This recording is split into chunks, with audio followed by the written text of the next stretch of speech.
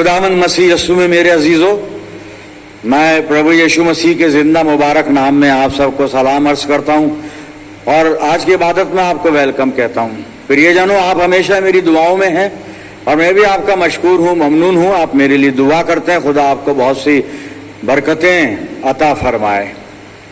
आज के अच्छे समय के लिए और अच्छी फेलोशिप के लिए हम परमेश्वर का धन्यवाद करते हैं। आज जो मनन के लिए है, नए नियम में कुरिन्थियों की पहली पत्री 10 अध्याय 11 और 12 पद मैं आपके सामने पढ़ूंगा। आप अपनी बाइबल में देख लीजिए।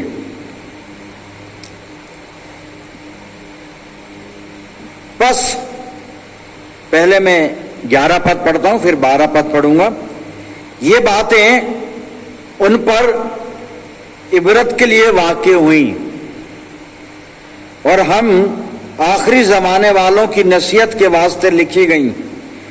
बस जो कोई अपने आप को कायम समझता है वो खबरदार रहे कि गिर ना पड़े। खुदावंद अपने पाक कलाम के पढ़े जाने सुने जाने पर अपनी बरकत नाजिल फरमाए। आइए हम दुआ करें। आसमानी बाप, हम तेरे बेटे तेरी बेटियां तेरे कदमों पर हैं, तेरे कलाम को सुनने के लिए, समझने के लिए, सीखने जानने के लिए। आसमानी बाप, हम में से हर एक को पवित्र आत्मा का अभिषेक दे ताकि वचनों के बीज हमारे दिल की जमीन पर गिरे और बहुत सा फल लाए। पिता परमेश्वर, हमारे चारों तरफ अपने पाक फरिश्तों की सेना का बाड़ा बांधना कि शैतान हमें किसी भी तरह से दखल ना देने पाए। प्यारे खुदावंद, हम दुआ करते हैं कि ये कलाम हमारी जिंदगियों में हर तरह से पेवस्त हो जाए और हम इस पे चलकर तेरी पाक मर्जी को पूरा करें। अपनी जिंदगियों को तेरे अधिकार में देते हैं पिता, और ये दुआ तेरे प्यारे इकलौते बेटे अपने नजात देने वाले खुदावंद यीशु मसीह के जिंदा और मुबारक नाम के वसीले से मांगते हैं। सुन और कबूल कर ले, आमीन। प्रियजनों, एक बार फिर परमेश्वर का धन्यवाद करते हैं इस अच्छे समय के लिए और आज की संगति के लिए। मैंने पहला कुरिन्थियों और 10 अध्याय के 11 और 12 पद आपके सामने पढ़े और मैं चाहूंगा कि इनको मैं हिंदी में भी पढ़ दूं ताकि सुविधा हो जाए आप लोगों को। आप जानते हैं मैं उर्दू की बाइबल पढ़ता हूं, तो इसलिए मैं पहला कुरिन्थियों 10 और ये 11 और 12 अध्याय में हिंदी में पढ़ता हूं। आप सुनिएगा। परंतु ये सब बातें जो उन पर पड़ी दृष्टांत की रीति पर थी और वो हमारी चेतावनी के लिए जो जगत के अंतिम समय में रहते हैं लिखी गई, पर हमारे मनन के लिए है 12वां पद। पहला कुरिन्थियों 10 अध्याय और 12वां पद हमारे मनन के लिए है। यहाँ लिखा है, इसलिए जो समझता है कि मैं स्थिर हूं वो चौकस रहे कि कहीं गिर ना पड़े।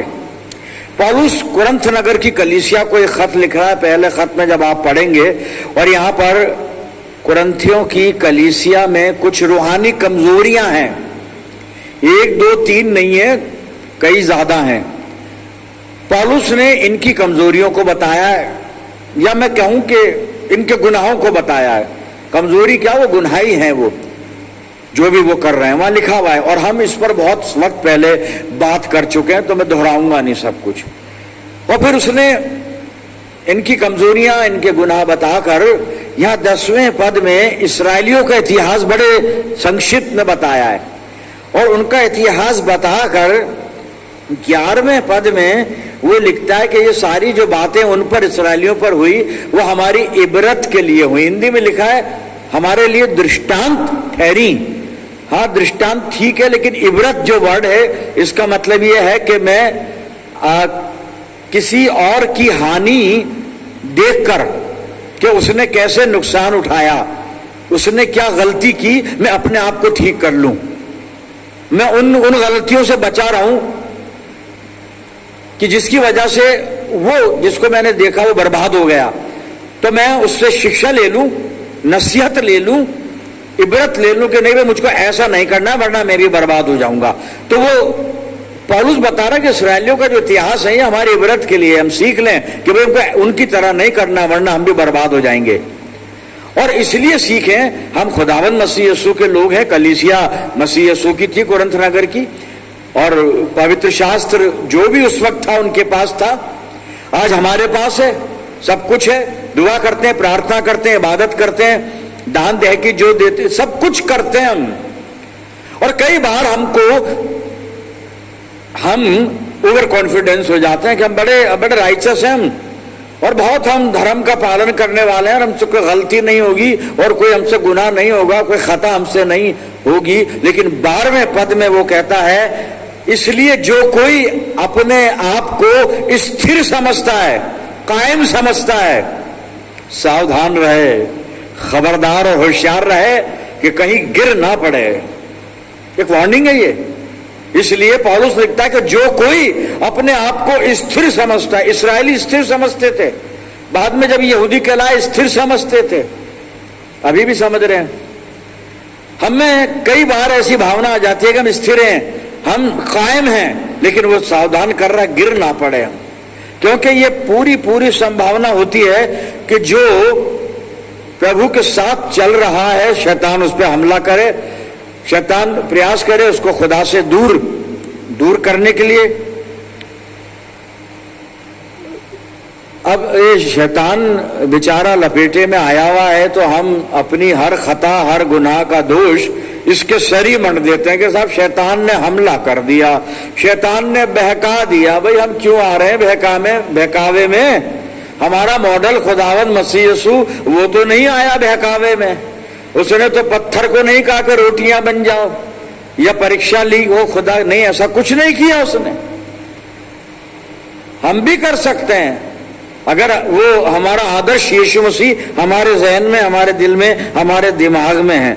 लेकिन यहां पर होशियार और खबरदार रहने की जरूरत है कि हम कहीं ओवर कॉन्फिडेंस ना हो जाए कि हम तो कायम हैं, स्थिर हैं, और ऐसा ना हम गिर जाएं, आजमाइश में गिर जाएं, परीक्षा में, गुनाह में गिर जाएं, हम कहीं ऐसा ना हो। मैं एक ऐतिहासिक व्यक्ति के बारे में आपको बताऊंगा, बात समझ में आ जाएगी। वो पद हमारा है, इसलिए जो कोई अपने आप को स्थिर समझता है वो होशियार रहे, खबरदार रहे, कहीं गिर ना पड़े। जी मैंने बाइबल हाथ में ली है और दूसरा इतिहास मैंने खोल लिया है, और दूसरे इतिहास का मैंने पहला अध्याय निकाला है। मैं यहां पर कुछ पढ़ रहा हूं, आप समझ जाएंगे जब सुनेंगे। पहला पद सुनिएगा। दाऊद का पुत्र सुलेमान राज्य में स्थिर हो गया। पद हमारा क्या है? इसलिए जो कोई अपने आप को स्थिर समझता है वो होशियार रहे, खबरदार रहे कि कहीं गिर ना पड़े। वही स्थिरता यहां पर एक व्यक्ति के जीवन में आई है, पर वो कब तक स्थिर रहता है वो हम वचन से देखेंगे। मैं फिर आता हूं, दूसरा इतिहास पहला अध्याय पहले पद में, दाऊद का पुत्र सुलेमान राज्य में स्थिर हो गया और उसका परमेश्वर यहोवा उसके संग रहा और उसको बहुत ही बढ़ाया। यहां पे लिखा है बहुत ही बढ़ाया, बहुत ही बढ़ाया, बहुत उसको सक्सेस किया, बहुत उसको बरकतें दी, बहुत आशीषें दी। जी यही अध्याय चलेगा, आप इसको बंद मत करिएगा, कुछ पद आगे और पढ़ेंगे। दूसरा इतिहास पहला अध्याय चल रहा है। अब 7वां पद सुनिएगा। उसी दिन रात को परमेश्वर ने सुलेमान को दर्शन देकर उससे कहा, जो कुछ तू चाहे कि मैं तुझे दूं वो मांग। खुदा ख्वाब में आया, दर्शन दे रहा सुलेमान को, स्थिर हो गया, खुदा उसके साथ है और वो बहुत बड़ा, बहुत तरक्की की, सब कुछ हुआ। अब खुदा ने उसको एक दिन ख्वाब में दर्शन देकर कहा कि तू मांग, मुझसे क्या मांगता है? उसने कहा मेरे पास सब कुछ है, मुझे अकल दे दे, दानाई दे दे, ये हम सब जानते हैं, मैं इसको बहुत ज्यादा नहीं बताऊंगा। खुदा खुश हो गया उसकी इस बात से, कह रहे तूने ना धन मांगा, ना संपत्ति मांगी, ना जागीर मांगी, ना राज्य मांगे, ना देश मांगे, बल्कि अकल मांगी। खुदा खुश हो गया। अब खुदा आगे चलकर दूसरा इतिहास पहले अध्याय में उसको क्या कहता है, मैं 12वां पद पढ़ रहा हूं, सुनिएगा। इस कारण खुदा उसको कह रहा है, इस कारण बुद्धि और ज्ञान तुझे दिया जाता है, क्योंकि तूने बुद्धि मांगी और संसार की कोई चीज नहीं मांगी। खुदा कहता है मैं खुश हूं, इसलिए 12वां पद सुनिए। इस कारण बुद्धि और ज्ञान तुझे दिया जाता है और मैं तुझे इतना धन संपत्ति और ऐश्वर्य दूंगा जितना ना तो तुझसे पहले किसी राजा को मिला और न तेरे बाद किसी राजा को मिलेगा। बरकतें दे दी खुदा ने इसको, क्योंकि स्थिर हो गया है, खुदा के साथ रहता है, खुदा इसके संग रहता है, खूब बढ़ रहा है, फल रहा है, फूल रहा है, सब कुछ है मेरे अजीजों। और इसको खुदा ने ऐश्वर्य दिया, शान शौकत दी, धन संपत्ति दी। और जब आप दूसरा इतिहास और 9 अध्याय के अंदर आप जब जाएंगे और वहां पर 1 से 9 पद पढ़ेंगे, घर नोट कर लीजिए, घर जाके पढ़िएगा। और वहां पे एक वर्णन है कि शीबा की रानी इसका वैभव सुनकर, इसकी शान शौकत सुनकर, इसकी तारीफ सुनकर इसको देखने आई, इससे मिलने आई और देखा, इसकी शान देखी, शौकत देखी, इससे बातें की, प्रश्न पूछे, इससे सवाल पूछे, उनका जवाब भी उसको अच्छा मिला। वो बड़ी सेटिस्फाई हुई और बड़ी प्रभावित हुई सुलेमान से, बड़ी इसकी तारीफ की, प्रशंसा की और जाते जाते इसको काफी गिफ्ट देके गई, बड़ी बड़ी इसको उपहार दिए, इसको ये सब कुछ आप दूसरा इतिहास और 9 अध्याय और 1 से 9 पद में आप पढ़ेंगे। इसके बाद आप इसी 9 अध्याय में, दूसरा इतिहास 9 अध्याय और 13 से 28 पद, इसको आप नोट डाउन करें, घर पे स्टडी कीजिएगा, पढ़िएगा। और वहां पर आपको पता चलेगा कि सुलेमान के जो ठाट बाट थे, इसका जो ऐश्वर्य था, क्या इसकी शान शौकत थी, क्या धन था इसके पास, कैसे इसके बर्तन होते थे, कैसा इसका घर, इसका महल होता था, क्या इसका फर्नीचर होता था, कैसे इसके नौकर डिसिप्लिन सर्वेंट इसके होते थे, स्लेव होते थे, जो भी थे, आप वहां पर पढ़ लेंगे सब चीज। इतना आदमी बढ़ गया, इतना स्थिर हो गया, इतनी शान शौकत, धन संपत्ति, ऐश्वर्य सब दे दिया खुदा ने मेरे अजीजों, सब दे दिया। किसी चीज की कमी नहीं है, अकल की भी कमी नहीं, धन संपत्ति की भी कमी नहीं, रानियां भी हैं, महल भी, नौकर चाकर, कोई किसी चीज की कमी नहीं। फिर अचानक खुदा का कलाम बता रहा है, सुलेमान के जीवन में एक वाक्या हुआ, हिंदी में कहेंगे घटना हुई, मैं कहूंगा इसके साथ एक दुर्घटना हुई। और सबसे बड़ी दुर्घटना मेरी नजर में यह है जो इसके साथ हुई साहब। और वो घटना क्या थी, अब मैंने पहला राजा खोला है और 11 अध्याय मैंने खोल लिया है, पहला राजा 11 अध्याय 9 पद सुनिए, घटना क्या है। लेकिन मैं कह रहा हूं ये दुर्घटना है, इससे बड़ी दुर्घटना कोई हो ही नहीं सकती। सुनिएगा आप जी, पहला राजा 11 अध्याय। मैंने सुलेमान का वैभव आपको बता दिया है, शान शौकत बता दी, उसका ऐश्वर्य, उसका दबदबा, उसका रुतबा, उसका मर्तबा, सब कुछ मैंने आपको बता दिया ना, है ना। आप जब स्टडी करेंगे पता चलेगा क्या क्या राजा था वो। और खुदा ने कहा था ना तुझसे पहले ना तेरे बाद ऐसा कोई होगा। सही बात है, बिल्कुल फैक्ट बात है। पर अब दुर्घटना मैं कह रहा हूं क्या हुई, अब आप सुन लीजिए। आप जो कोई अपने आप को स्थिर समझता है, इसलिए जो अपने आप को स्थिर समझता है, पहला कोरिन्थियों 10 और 12 पद, इसलिए जो कोई अपने आप को स्थिर समझता है वो खबरदार रहे, होशियार रहे, कहीं गिर ना पड़े। जी, तो दुर्घटना देखते हैं। अब सुलेमान महान, द सोलोमन द ग्रेट, दुर्घटना क्या हो सुनिएगा जी। पहला राजा 11 अध्याय 9 पद, तब यहोवा ने सुलेमान पर क्रोध किया। यह है दुर्घटना साहब। खुदा जिस पर कहर करता है, गजब करता है, गुस्सा करता है, क्रोध करता है, इससे बड़ी दुर्घटना क्या हो सकती है? क्या होगी इससे बड़ी दुर्घटना? दिमाग की नसें फट जाएं, इलाज हो जाता है। हाथ पैर टूट जाए, मल्टी फ्रैक्चर हो जाए, इलाज हो जाता है। कैंसर का इलाज हो जाता है, किडनी चेंज हो जाती है, लीवर चेंज हो जाता है, सबका इलाज हो जाता है। ये दुर्घटना, इसका इलाज नहीं होता साहब। बहुत से बाद में कहेंगे नहीं भाई साहब इलाज होता है, माफी मांग ले खुदा से। अरे भाई, गुनाह करके माफी मांग ले, गुनाह करके माफी मांग ले, गुनाह करते जाए माफी मांगते जाए, गुनाह करते जाए माफी, ऐसे माफी नहीं मिलती है। सुनिए, फिर आ रहे हैं वहीं 9 पद पे। तब यहोवा ने सुलेमान पर क्रोध किया क्योंकि उसका मन इस्राएल के परमेश्वर यहोवा से फिर गया था, जिसने 2 बार उसको दर्शन दिए थे। यह है दुर्घटना। और खुदा जिससे नाराज हो जाए, आप बताइए उसकी जिंदगी में बचेगा क्या साहब? क्या बचेगा? परमेश्वर उस पर क्रोधित हुआ, क्योंकि उसका मन अपने खुदा की तरफ से फिर गया था। और किस खुदा की तरफ से? कौन से खुदा की तरफ से? जिस खुदा ने इसको 2 बार इसे दर्शन दिए। दर्शन मांगे नहीं इसने, खुदा ने दर्शन दिए। खुदा इसके पास आया, खुदा ने इस पर रहम किया, अपनी मोहब्बत इस पर जाहिर की। खुदा ने अपना फजल भरा हाथ, साया, मुबारक साया इस पे कर दिया। अरे उस खुदा से मन फेर लिया सुलेमान, कहां बचेगा तू यार? भाई मेरे, दोस्त मेरे, कहां बच पाएगा तू? खुदा साहब नाराज हो गया, खुदा गुस्सा हो गया।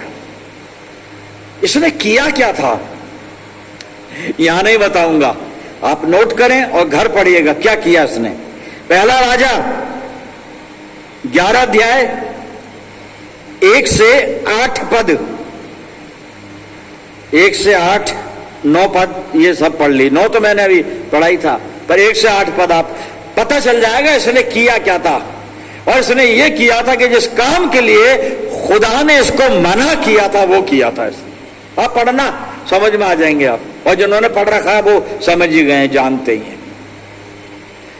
खुदा जिसके लिए मना कर रहा है ना करें भाई। खुदा जिस चीज से नफरत करता है उसको ना करें। खुदा जिस काम से खुश नहीं है उसको अपनी जिंदगी में ना करें मेरे अजीज।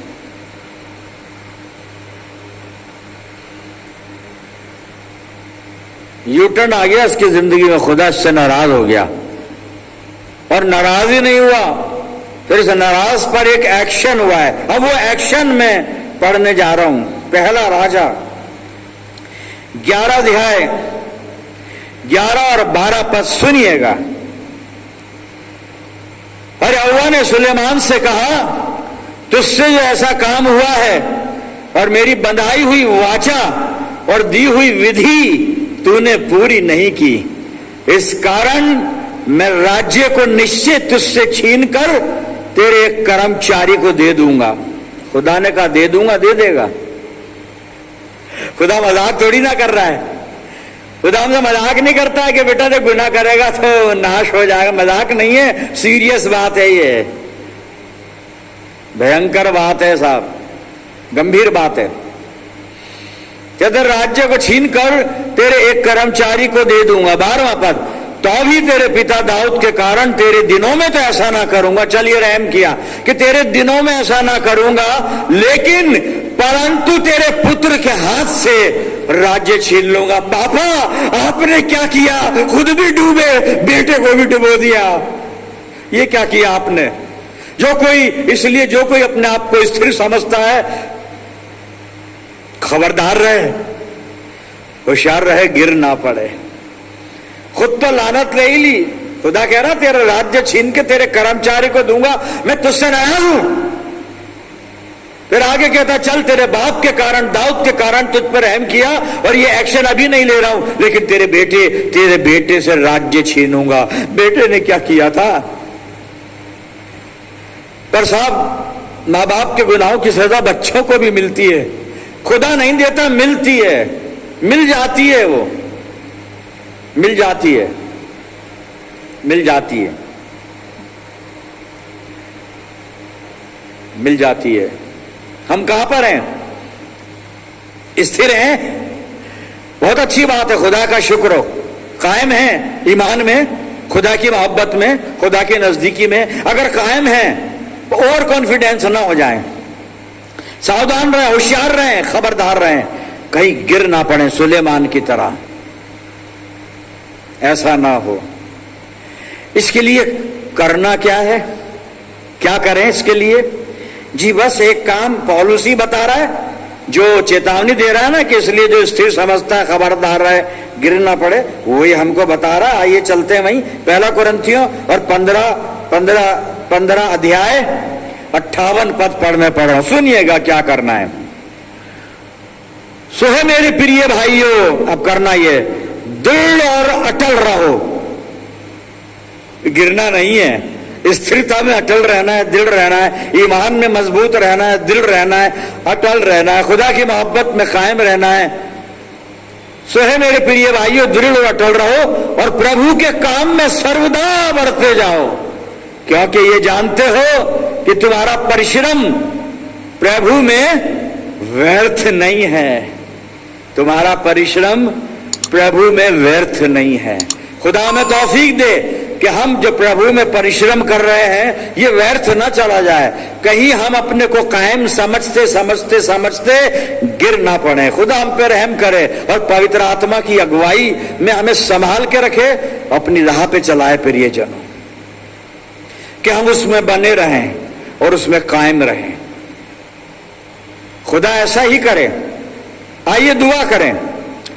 आसमानी बाप, हम तेरे शुक्रगुजार हैं जिंदा मुबारक कलाम के लिए जो हमारी रहनुमाई फरमाता है, तेरी राहों पे हमें चलाता है। आज जो कुछ भी हमें कलाम की तरफ से आगाही हुई है, खबरदार किया गया है, आसमानी बाप होने दे हम तुझ में कायम रहें। पिता परमेश्वर, पवित्र आत्मा से हमें परिपूर्ण कर कि पाक रूह हमारी रहनुमाई फरमाए। मैं दुआ करता हूं जितने लोग इस प्रार्थना में मेरे साथ हैं, इन सब अजीजों पर तेरी शफकत, रहमत और बरकत का साया हमेशा बना रहे। हम सब मिलकर पूरे आलम के लिए दुआएं खैर करते हैं।